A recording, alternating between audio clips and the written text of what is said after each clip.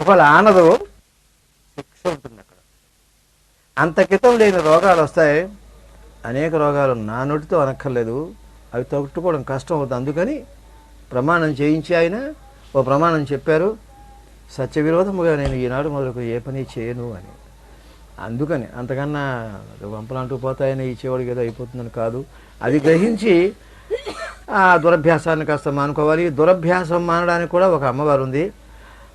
ఎవరైనా కావాలంటే ఆ మంత్రం కూడా నా దగ్గర పొందవచ్చు. దురభ్యాసాలు, మత్తు పదార్థాలు, కేవలం మద్యమే కాదు, మత్తు అంటే ఇంటాక్సికెంట్, మందు, నలమందు, గంజాయి, మత్తు పదార్థాలు ఏవైనా కూడా నిషిద్ధమే. సెల్స్ పాడైపోతాయి. పాడైపోతే మళ్ళీ జన్మ కూడా ఈ పాడైపోయే సెల్స్తో పుడతావు, ఇంక నువ్వు అవి దాని ఫంక్షన్ ఉండదు. కనుక సర్వజగత్తు గల జ్ఞానం గలవాడు అవుతాడు. అప్పుడు సర్వజ్ఞత్వం సిద్ధిస్తుంది. దీన్నే ఇంగ్లీష్లో ఆమ్నీషియన్స్ అంటారు. Omni present, omniscient, omni present, omnipotent, సర్వశక్తి, కనుక అన్నపూర్ణ ఉపనిషత్తు ఉంది. చాలా ఉపనిషత్తులు 108 ఉన్నాయి. 108కి 108 లభ్యమవుతున్నాయి. కొన్ని పోయాయి కాలక్రమంలో. 10ంటికి ఈస కేన ప్రశ్న ముండక మాండుక్య తైత్రీయించ ఛాందోగ్యం ఐతరీంచ బృహదారణ్యకం దశ అని 10 ఉపనిషత్తులకు శంకరాచార్య వారు భాష్యం రాశారు. అందులో పటిష్టమైంది కఠోపనిషత్తు, కఠ అని పేరు, కఠుడట. అందులోవే చాలా భగవద్గీతలో శ్రీకృష్ణుడు తీసుకున్నారని మా పెద్దలు చెప్పేవారు. కనుక అపానం ఎక్కడ పడుతుందని చెప్పుకున్నాం ఇందాక. ఈ అన్నపూర్ణ ఉపనిషత్తులో ఉంది ఈ విషయం. అంచేత ఈ సిద్ధయోగ సాంప్రదాయం శ్రీకృష్ణ పరమాత్మ ద్వారా వచ్చినవి ఎక్కడెక్కడ ఏ ఉపనిషత్తు ద్వారా ఉంటుందో ఆ శివానంద పరమహంస వారి అనుగ్రహం పొందినటువంటి అంతేవాసులు చెప్పడం జరిగింది చాలా చోట్ల. ఈ 9 అవన్నీ తీసుకుని ఒక పొదుగులో పెట్టి, తేనెపట్టులో పెట్టి, ఈ హైవ్లో పెట్టి, ఈ బీ హైవ్ తీసుకొచ్చి తేనె మనం ఉన్నంతలో మన అందరం మీ సహకారంతో చెప్పుకుంటున్నాం. కానీ ఇక్కడ ఎవరు కనిపెట్టింది కదా, ఎవరు ఈనాడు కనిపెట్టక్కర్లేదు. కనుక చిదాత్మ సమీపంలో ఆ చివరి నుండి అక్కడ సుషుమ్న ముఖం, సుషుమ్న అంటే అగ్నినేత్రం అన్నారు ఒక సిద్ధవేదంలో ఒక మాట చూడండి. ఈ అగ్నినేత్రాన్ని కూడా సుషుమ్న అన్నారు. దానికి కూడా ఇంకా చాలా కారణాలు ఉన్నాయి. ఆ రంధ్రం చివర ఉంటుంది. ఎక్కడ ప్రకాశిస్తుంది ఆత్మ? ఆ సుషుమ్న రూపంలో, ఇందాక చెప్పుకున్నాం, అంగుష్ట రూపంలో అణువు కంటే అణువుగా సూర్యబింబంలాగా ఆ అంగుష్ట మాత్ర స్థలంలో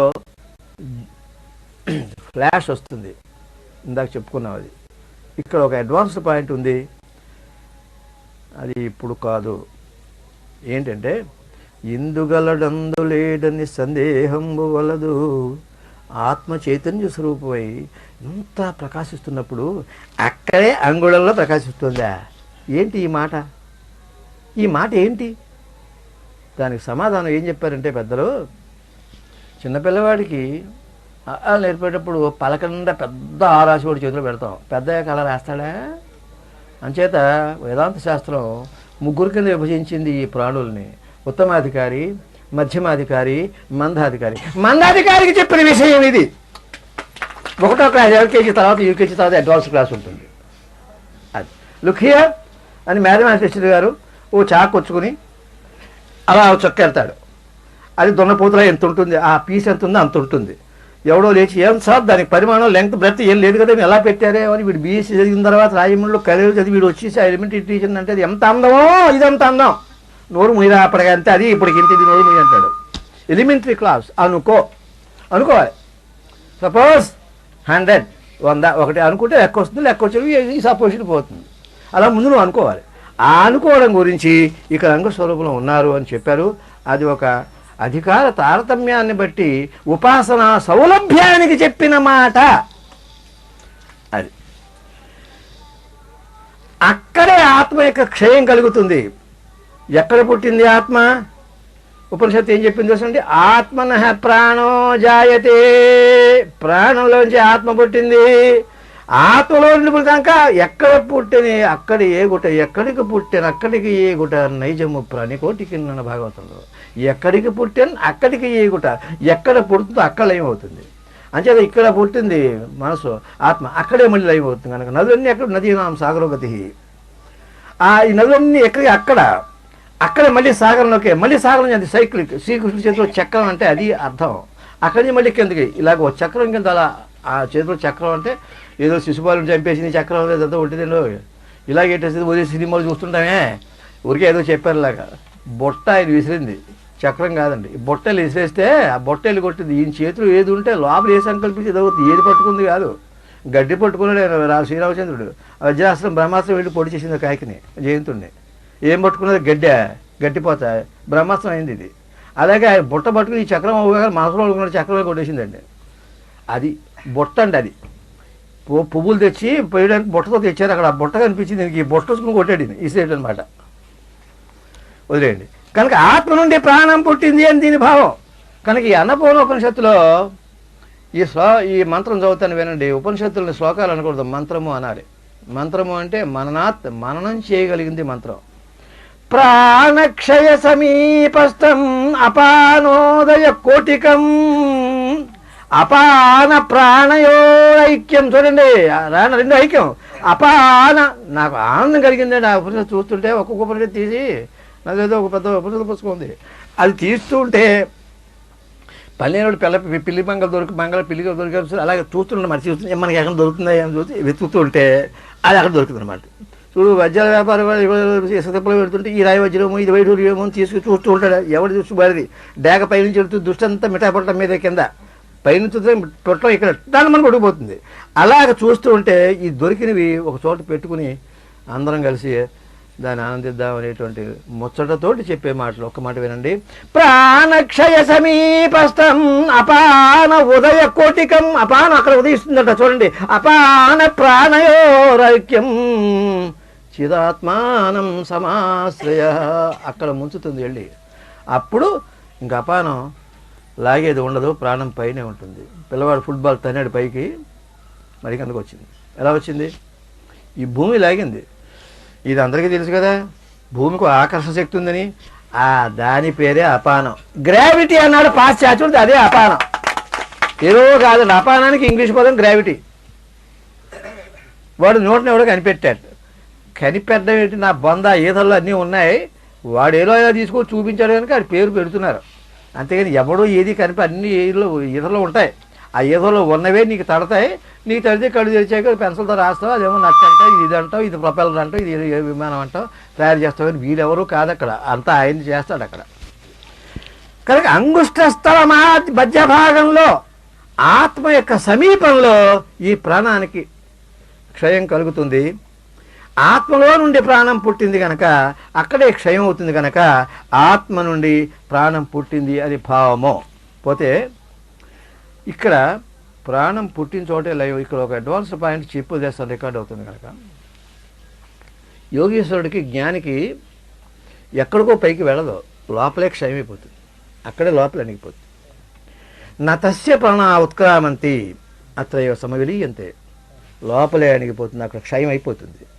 నువ్వు ఇక్కడి నుంచి వెళ్ళిందనుకో, వెళ్తే మళ్ళీ రావాలి. నీకు రావడం వెళ్ళడం ఉండదు. ఇక్కడ నాకు బ్రహ్మాండమైన సందేహం చాలామంది కలిగింది వివేకానంద వారి విషయంలో. కొంచెం వక్రంగా ఒక చోట రాస్తే, నేను ఒక పెద్ద మహాస్వామీజీని అడిగితే ఆయన కళ్ళెర చేసి నాకు కొట్టపోయాడు.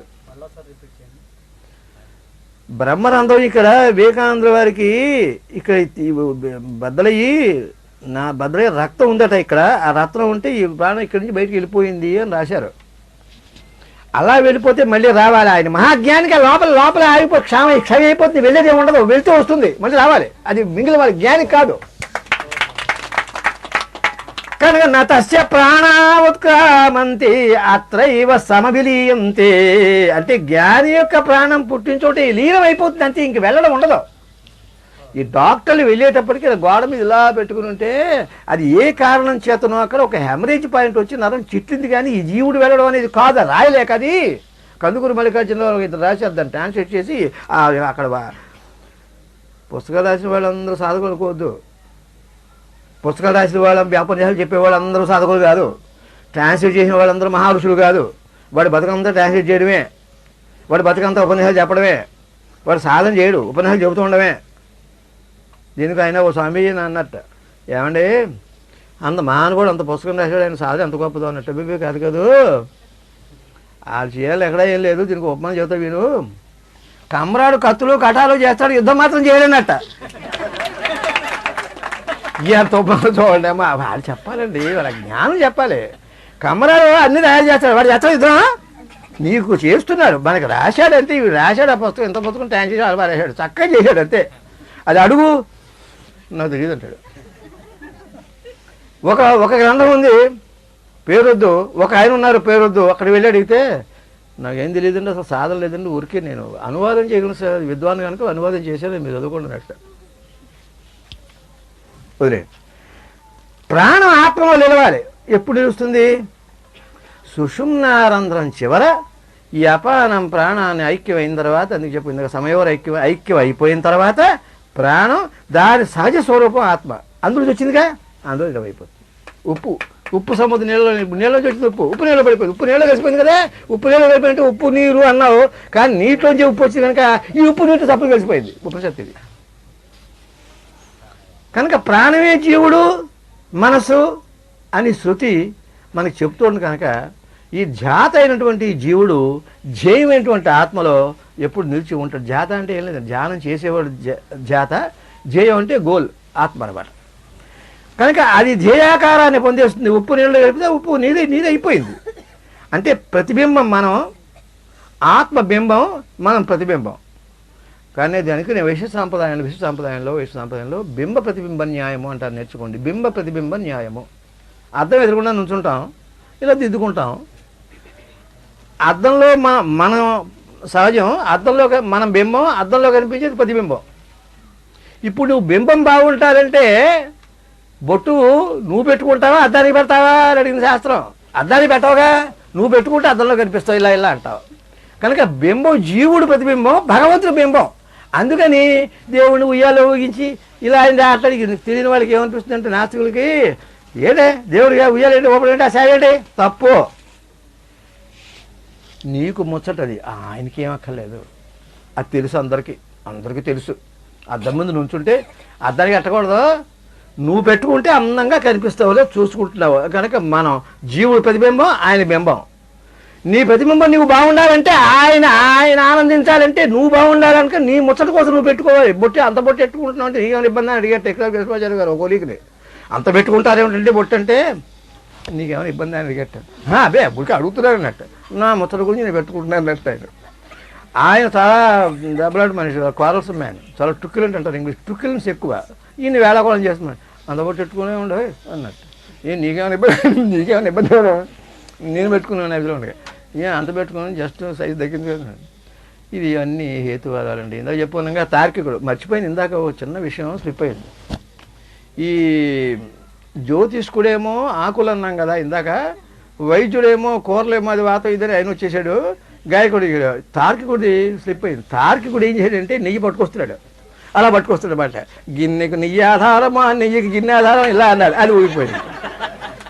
మరి తర్కం కదండి, మరి ఈ నేతికి గిన్నె ఆధారమా, గిన్నెకు ఇది ఆధారమా ఇలా అన్నాడు. ఒట్టి చెబుతూ వీడు వచ్చాడు, ఏమి కొనకుండా ఆయన వచ్చాడు.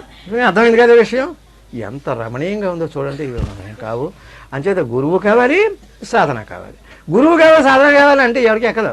ఇటువంటి ఉపమానాలు ఆ స్వామీజీ పెద్దవాళ్ళు, ఆ మహర్షులు ఎన్నో చెప్పారు. రామకృష్ణ పరమహంస అటువంటి వాళ్ళు చిన్న చిన్నవి చెప్తారు. నాకు ఉపదేశం చెప్పిన మార్గదర్శకులు రోజు నూతి దగ్గర నా జీవితానికి అలంకారమైనటువంటి ఒక మాట ఇది.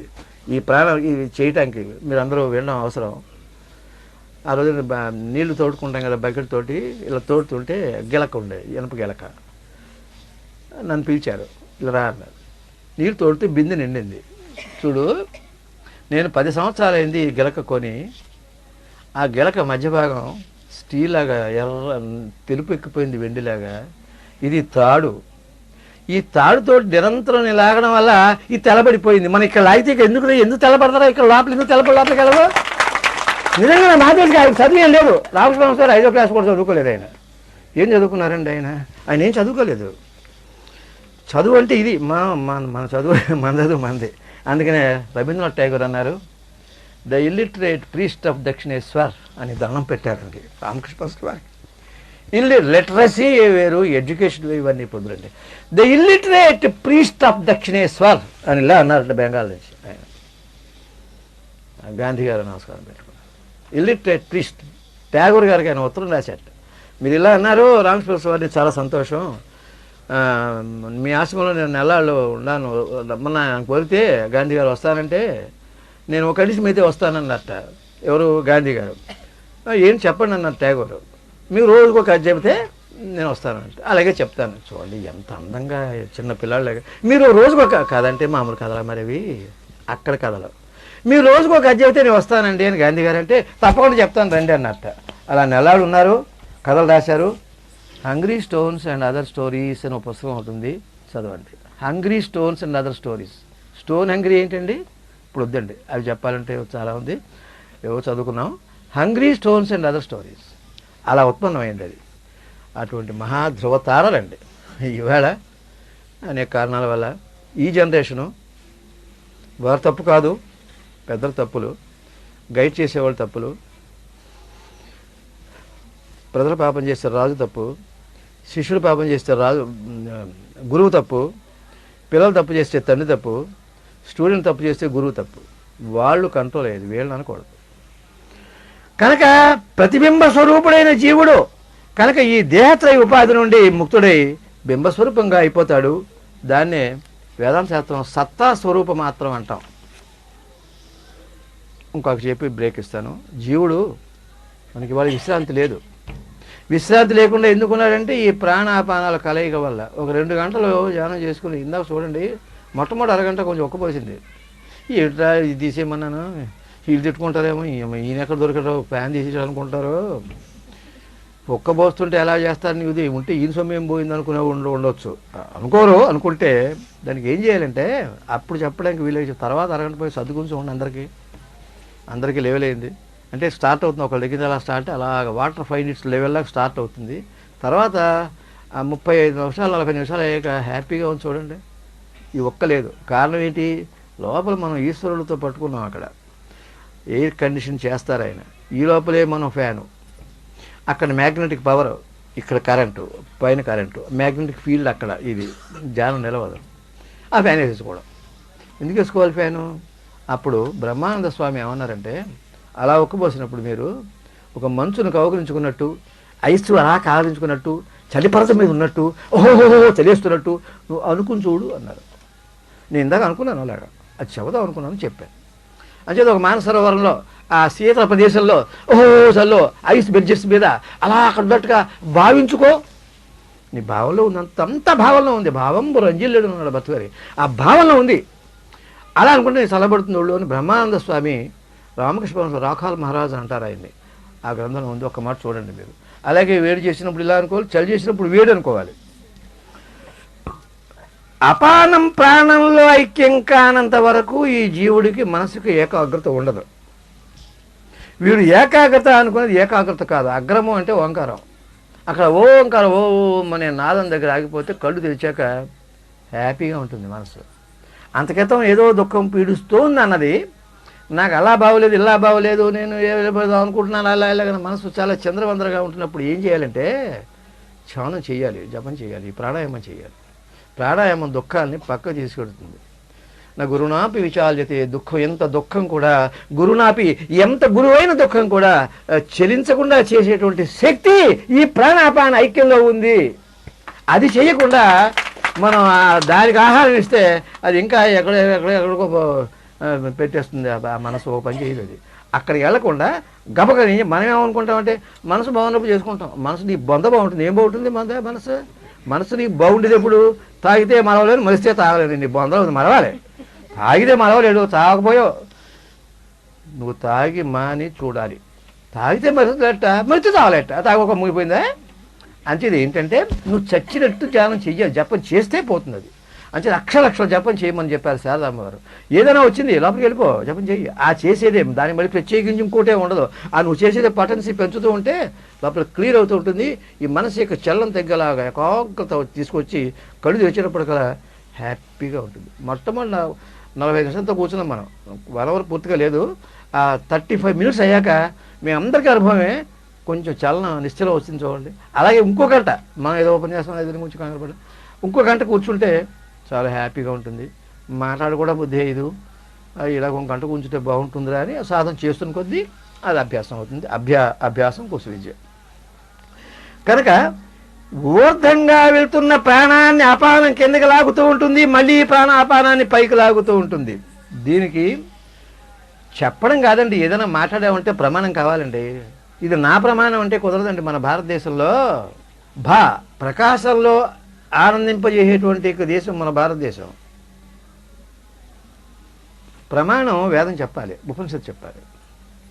అపార కర్షతి ప్రాణం ప్రాణో అపారంచ కర్షణం.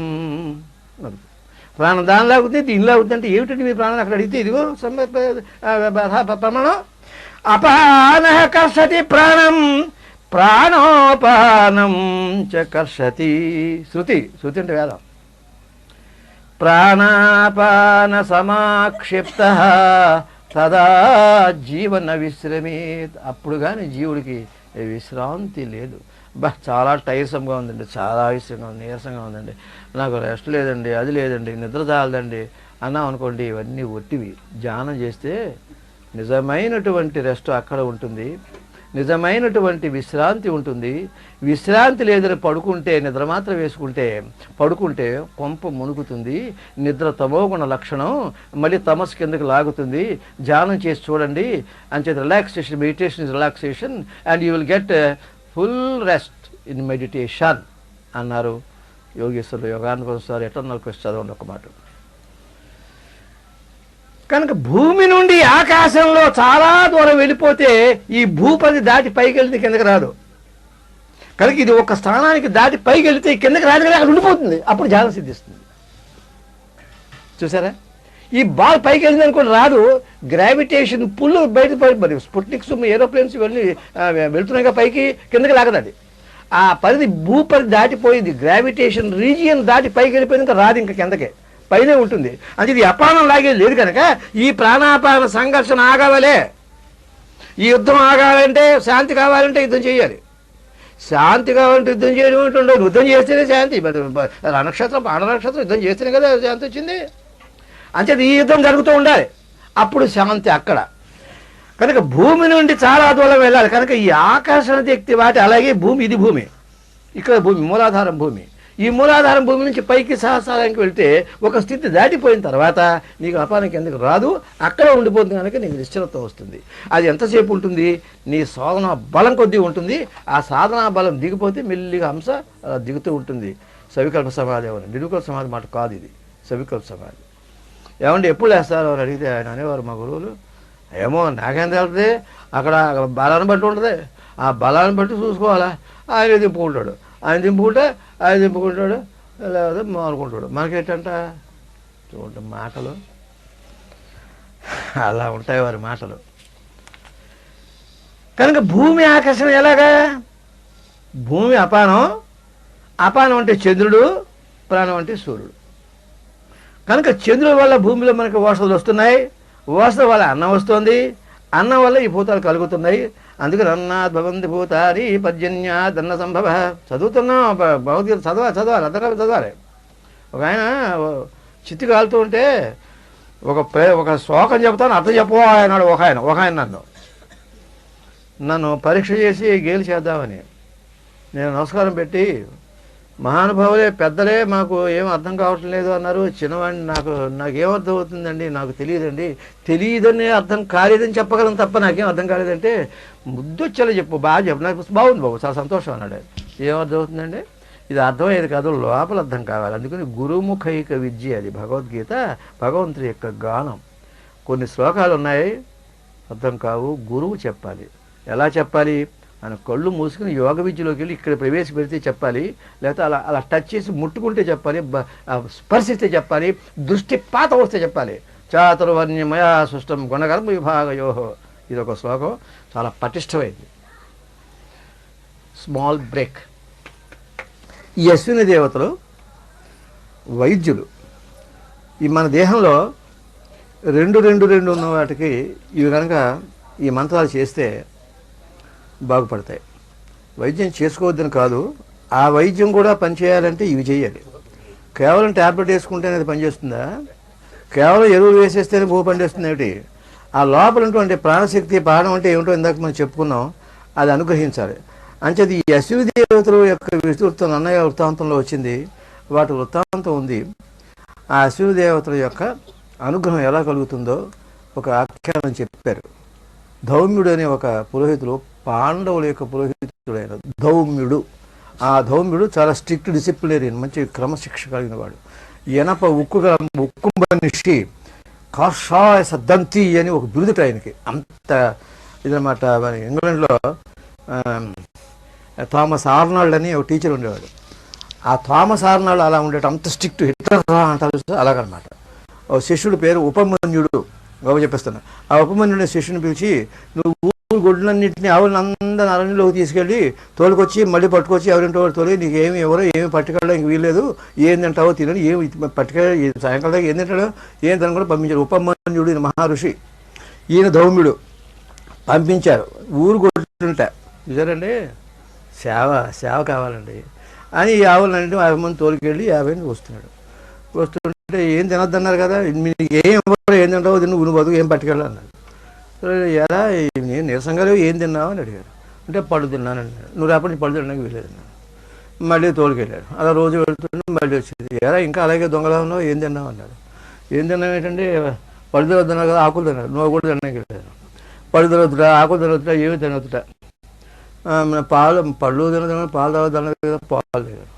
ఎలా అన్నాడు. అయ్యబాబు పాలు చాలా సంపూర్ణ అసలు ముట్టుకోవడానికి లేదన్నాడు. పాలు తాగలేదు, పాలొద్దు, పళ్ళు వద్దు, ఏమి ఆకులు ఏమీ వద్దన్నాడు. మళ్ళీ ఇంకా 4వసారి మళ్ళీ వచ్చి, ఎలా ఇంకా అలాగే ఉన్నా ఏం తింటున్నావు అన్నట్టు. మీరు చెప్పినవని ఏం తింటలేదు, కానీ దూడ కుడుచుకుంటుంటే వచ్చి ఆ పాల నురుగు గాలికి బయటకు వస్తే అది తింటాను. అయ్యో బాబు చాలా మంచిదిరా బాబు, అమృతం అది, నువ్వు అది కూడా వాడేయలేదు. అదిటండి, అందులో ఉంది చాలా వైటాలిటీ, అది అమృతం. అది గుమ్మపాలు నుండి పూర్ణ చెందుతాను, అలా తగ్గితే అంత ఇది. సరే అక్కడ మానేసేటప్పుడు ఆకలి తట్టుకోలేక జిలేడాకులు, ఉమ్మెత్తాకులు, జిలేడాకులు తింటే కళ్ళు మసకమ్మి కళ్ళు పోయినాయి. కళ్ళు పోయి గురు చూడండి వద్దు అన్నారు అంతే. ఆ కళ్ళు పోతే అలా నడుస్తుంటే బావి నూతులు పడిపోయాను. ఆ బావిలో పడిపోయి గురు స్మరణ తప్ప ఇంకేం లేదు. ఈయనంతా ఇంట్లో ఎక్స్ట్రా విజన్లో ఇక్కడ చూస్తూనే ఉన్నారు అన్నీ. బాబా లేచి శిష్యుని తీసుకుని వెళ్ళారు. బాబు నాయన అన్నారు, కళ్ళు కనిపించట్లేదు. నాయన నీకు అశ్విని దేవతలు ఉన్నారు, ఆ మంత్రం చెప్తాను చెయ్యి, 2 కళ్ళు నీకు బాగుపడతాయి అని ఆ మంత్రం పైనుంచి చెప్పడం. ఈ ఉపమన్యుడు ఈ మంత్రాలు 12 పట్టడం, ఉపాసన చేయడం జరిగింది. ఆ సాక్షాత్కారం ఆ అశ్విని దేవతలు ఒక హల్వా లాంటి పదార్థం ఒకటి, తీపి పదార్థం ఒకటి గిన్నెలో తీసుకొచ్చి బాబు ఇది తిను అని చేతికిచ్చారు. చేతికిస్తే లహామని తినలేదు మనలాగా, మా గురువారికి వెళ్ళింది తిన్నాడు. అప్పుడు గురువుగారు వచ్చారు. సరే నేను సమర్పించాను, నేను తిన్నానులే, తిను అని ఆజ్ఞిస్తే అది తిన్నారు. కళ్ళు వచ్చి అప్పుడు స్తోత్రం చేశారనమాట. ఆ స్తోత్రంలో ఆఖరి 12వది ఏంటంటే, స్తోత్రం న శక్నోమి గుణైర్భవంతో చక్షుర్విహీన పది సంప్రమోహ దుర్గేహమస్మిన్ పతితోస్మి కూపే యువాం శరణ్యో శరణం ప్రపద్యే. అశ్విని దేవతలారా, ఈయన అంటున్నారు, మీ మహిమల్ని గుణాలని స్తుతించడానికి నేను సమర్థుని కాను. చక్షుర్విహీన కళ్ళు లేవు, పతి సంప్రమోహ దారి తప్పాను, దుర్గేహమస్మిన్ పతితోస్మి కూపే ఈ కోపంలో పడిపోయాను, పైకి రాలేని వాడిని, దిక్కు లేని వాడిని. యువాం శరణ్యో శరణం ప్రపద్యే, శరణు కోరదగిన మీ ఇద్దరిని శరణన్నాను, మీ దయ. ఇది ప్రార్థన 12వ మంత్రం ఇది. అంచేది మీరు ఉపాసన చేయ. ఇప్పుడు అందరికీ ఈ పుస్తకాలు మన సిద్ధ విద్యార్థి చిరంజీవి త్రిమూర్తులు, చిరంజీవి వీరబ్రహ్మ అని వారి తల్లి స్మృత్యంజలి నిమిత్తమై స్మృత్యర్థమై ఆయన స్మృతి చిహ్నంగా వీరబ్రహ్మ అనేటువంటి మన సిద్ధ విద్యార్థి మన తమ్ముడు బహుకరణ గిఫ్ట్ ఇస్తున్నారు. అంచేత వారి గురించి 4 మొక్కలు చెబుదామనే ఉత్సాహంతో చెబుతున్నాను. ఇది విన్న తర్వాత మీకు అందరికీ పంచిపెట్టడం జరుగుతుంది. ఇవి ఇప్పుడు టైం లేదు, కొంచెం మీరు టీకా తాత్పర్యం ఉంటుంది, టేక్ ఉంటుంది, తాత్పర్యం ఉంటుంది. టీకా అర్థం చదువుకుంటూ ఉండొచ్చు. ఒకసారి ఎప్పుడైనా ఖాళీ ఉంటే నేను చదివి వినిపిస్తూ ఉంటే, ప్రపూర్వగౌ పూర్వజౌ గిరా వాశంసామి తపసాహి అనంతం అలా విడగొట్టి చదువుతూ ఉంటే మీ అంతా మీకే వచ్చేస్తుంది. అలా ఒక మాల పుచ్చుకొని 12 9 సార్లు తిప్పేస్తే ఒక 40 రోజుల్లో రెండు ఈ శరీరంలో ఉన్నవన్నీ గట్టి పడతాయి అని చెప్పారు. ఇంకా ముందు వద్దాం. కనుక ఈ 12వ స్తోత్రంగా చదువుకుంటే ఈ కథా సందర్భాన్ని ఆధారంగా చేసుకుని వ్యాసులు వారు ఈ సంసారబద్ధులైనటువంటి మానవుల్ని తరుణోపాయమైనటువంటి శరణాగతిని ఈ స్తోత్రం ద్వారా వేదవ్యాసులు వారు ఇచ్చారు. మహాభారతంలో మొట్టమొదటి సభ ఆది పర్వంలోనే. అది ఎందుచేతో నన్నయ్య గారు తెనిగించలేదు అని వీరు ఇందులో వర్ణించారు. మనకు ఆ విషయం వద్దు. కనుక నేను ఎక్కి రాలేను అంటున్నారంటే దీనికి అంతరార్థం ఏంటంటే ఎక్కి రాలేనటువంటి పాడు బావి ఈ దేహేంద్రియబద్ధమైన ఈ సంసార జీవితం. అందులో పాడిన తర్వాత ఇంకా రాలేము.